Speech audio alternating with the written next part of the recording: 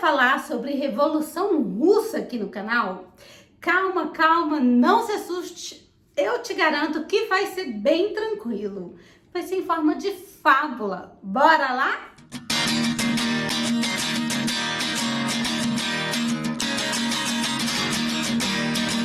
Fala, galera! Isabela Paris na área e hoje eu trago para vocês a resenha de A Revolução dos Bichos, do George Orwell. Eu não tenho livro físico aqui porque eu já passei o livro adiante, porque ele faz parte do livro Viajante do meu clube literário. E é um livro, gente, que você lê em um dia. Ele tem 100 e poucas páginas e, assim, a leitura flui muito, vale muito a pena. É um livro que você lê e fica sem respirar na hora.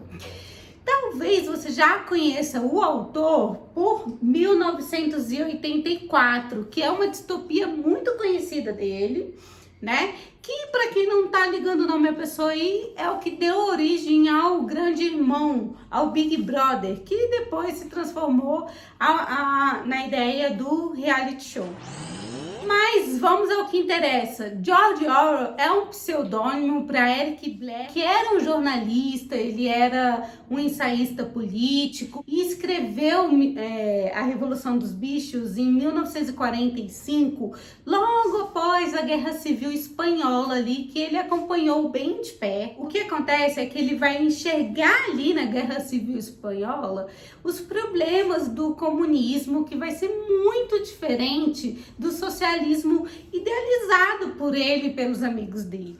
O George Orwell era um cabra de esquerda e só que ele vai percebendo que o comunismo ele vai indo pelo mesmo rumo ali na União Soviética, né? E aí ele decide criar essa fábula moderna que é a Revolução dos Bichos. Gente, que trabalho maravilhoso! É muito bonito, é muito perfeito. Vai falar sobre o totalitarismo, só que de uma maneira tão... É desenhado, literalmente é desenhado. Você enxerga ali todos os papéis, só que você não tem esses papéis na figura de humanos, e sim na figura de animais. Bora pra história. Falando de uma fazenda onde os animais eles estão ali trabalhando, né, para os humanos, produzindo para os humanos, e eles percebem que eles recebem muito pouco alimento, um bom tratamento para o tanto que eles produzem. E a gente tem ali na figura de um porco mais velho alguém que vai começar a ter um pensamento crítico e falar assim, olha, tá errado, a gente trabalha muito e tem pouco retorno, né? E esse porco ancião, ele acaba morrendo, e a partir desse momento da morte desse porco, a gente tem ali um levante mesmo dos animais contra a figura dos humanos, que são opressores, e aí eles se unem, né? Eles pegam ali a história desse porco, os pensamentos desse porco e traduzem em uma revolta, em uma revolução, e eles conseguem retirar os humanos da fazenda. A partir daquele momento, a fazenda passa a ser deles. E aí, no começo, vai cada um pro seu canto, viver sua vida ali dentro da fazenda, mas a gente vai já entrar aqui em um ponto muito importante da análise, que é da cultura, né, da sociedade, que a gente necessita de um líder. A gente percebe que eles ficam meio perdidos. E aí vem na figura dos porcos esse líder que vai dar o controle, que vai dizer o que deve ser feito, como deve ser feito. E até aí tudo bem. Os animais se reúnem, eles criam algumas leis. Na verdade, eles criam 7 leis, né, que seriam os mandamentos dos animais, para que a coisa funcione ali. E a gente vai percebendo que aos poucos a coisa vai mudando de rumo, essas leis vão sendo alteradas, essas leis elas vão sendo reescritas, porque a partir do momento que a gente tem uma figura de liderança, a gente tem o poder. E aí, como que a gente lida com o poder nas mãos, né? A gente tem a figura do Napoleão, que vai ser um porco muito inteligente e que vai se tornar esse líder, né? Que vai definir ali tudo. E o que acontece é que junto com esse poder vai surgindo um novo autoritarismo, o que vai deixando a gente assim de estômago embrulhado. Gente, tem cada fala, tem cada parte nesse texto que é difícil de engolir. É um texto que não tem como não mexer com a gente. Também é muito interessante a gente ver que o George Orwell, ele pega os animais e ele vai mostrando ali em cada animal as classes, né? As classes que são muito importantes. A gente tem, por exemplo, nos porcos, os políticos, os dominantes, né? Aqueles que vão redigir as leis, né? Então, seria o legislativo também. Os cabeças, né? Aquelas pessoas que estão ali para dominar. A gente vai vendo também a figura da ovelha. As ovelhas são aquela classe que aceita e só assume tudo que tiver que o que o porco tá falando é o certo e só reproduz, né? Então é aquela coisa de pensamento crítico nenhum. Então essa informação que eu recebo, essa informação que eu repasso.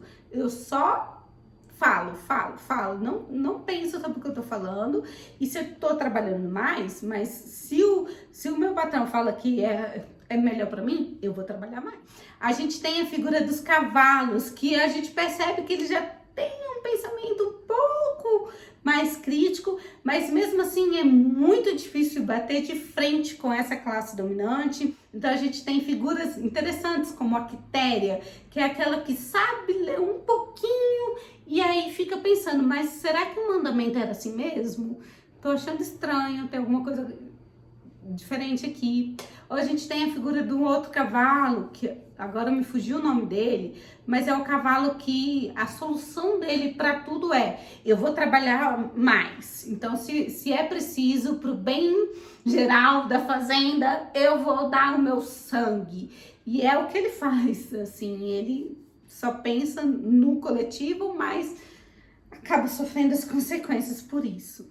A gente tem a figura dos cachorros, que vai ser a parte militarizada da coisa, que é quem vai manter as coisas em ordens e fazer com que as leis sejam cumpridas conforme as ordens dos povos. E para que esse sistema de poder, né, esse sistema de governança funcione, a gente vai ver pontos muito importantes. A gente vai vendo tanto, como eu já citei, né, essa legislação que é criada, quanto os hinos, né, como uma forma de produzir ali a lavagem cerebral mesmo, produzir ali a linha de raciocínio que os animais devem seguir. A gente tem o slogan 4 patas bom, 2 pernas ruim, para simbolizar mesmo essa figura do humano como um mal, né, como aquele que tá ali para atacar os animais. E é interessante que se a gente for parar para colocar em pratos limpos, esses animais eles estão vivendo muito pior do que eles viviam na época em que eles eram explorados pelos humanos. E é importante que se diga, porque uma coisa que fica muito clara nesse livro é a perda de memória. É como se o passado ele se fragmentasse. Então, os animais eles estão sofrendo ali, mas a gente tem sempre uma coisa do tipo, era pior. Era pior. E na verdade não era pior.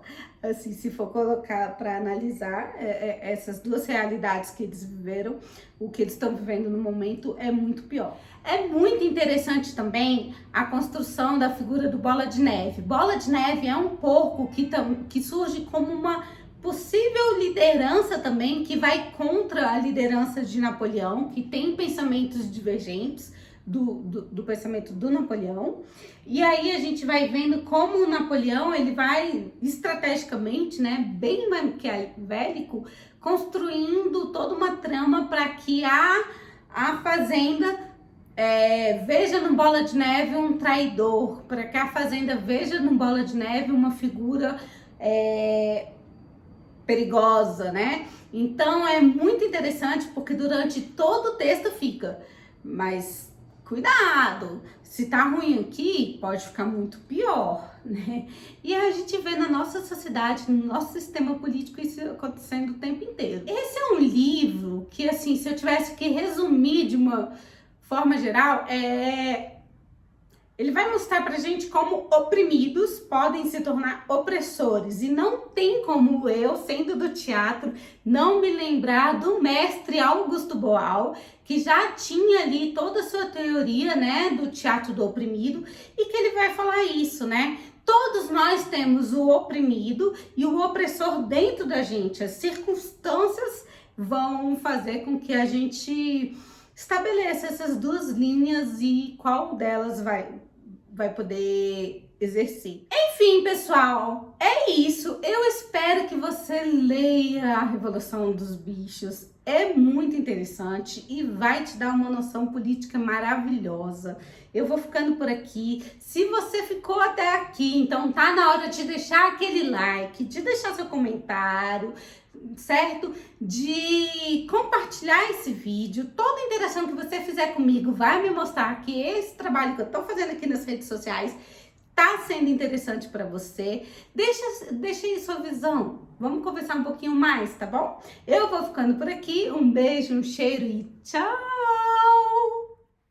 Se você chegou até aqui e gostou do meu conteúdo, eu vou pedir para você dar um pulinho lá no meu Instagram, porque tem muito mais por lá também. Eu tô começando a fazer resenhas pelo Instagram e você vai conhecer um pouquinho mais da minha vida pessoal por lá. Muitíssimo obrigada e eu te encontro no próximo vídeo do canal.